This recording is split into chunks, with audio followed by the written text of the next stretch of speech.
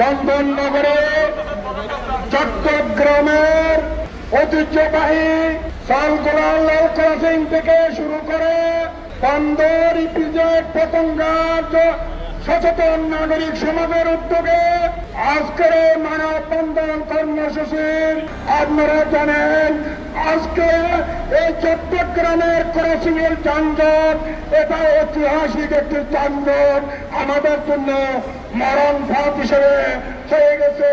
আমরা মাননীয় বন্দর চেয়ারম্যান মহোদয়কে স্মারকলিপি দিয়েছি।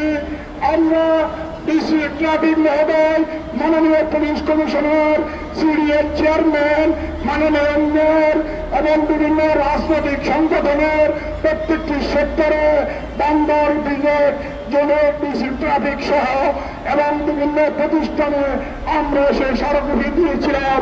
আজকে তারই ফল কিভাবে সুন্দরভাবে লক্ষ লক্ষ জনতা আজকে বৈধ পার্কিং এর কারণ দর্শনে গাড়িটা প্রতিহত করার জন্য এটা সুস্থ সুশৃঙ্খল ভাবে আমি আমাদের ড্রাইভার ভাইদের যারা মানব সমিতি ভ্যান নেওয়ার পরিচালক চালক এবং ড্রাইভার ভাইরা যারা আছেন তাদেরকে সেদিন অনুরোধ করব এই সমস্যা শুধু আমাদের নয়, আমাদের পরিবারের আপনাদের পরিবারের সকল স্তরের জন্য সমস্যা।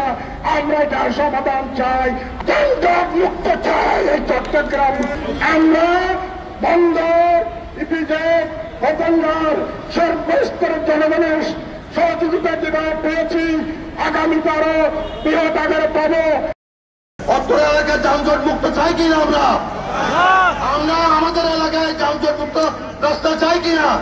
আমরা যদি চাই তাহলে আমি অনুরোধ করবো চট্টগ্রামের মাননীয় মেয়র মহোদয়, ডিসি মহোদয়, পুলিশ মহোদয় উভয়কে মিলে একটা অভিযান পরিচালনা করার জন্য আমাদের অত্র এলাকার সবাই আমরা ওদের সাথে থেকে এই অভিযানে আমরা তাদের সাথে একত্রতা ঘোষণা করব। আমরা একসাথে মিলে ওনাদের সাথে অভিযানে থাকবো। আমাদের বছরের পর বছর আমাদের জীবন দুর্বিষহ এই সালগোলা ক্রসিং এর যানজটের জন্য।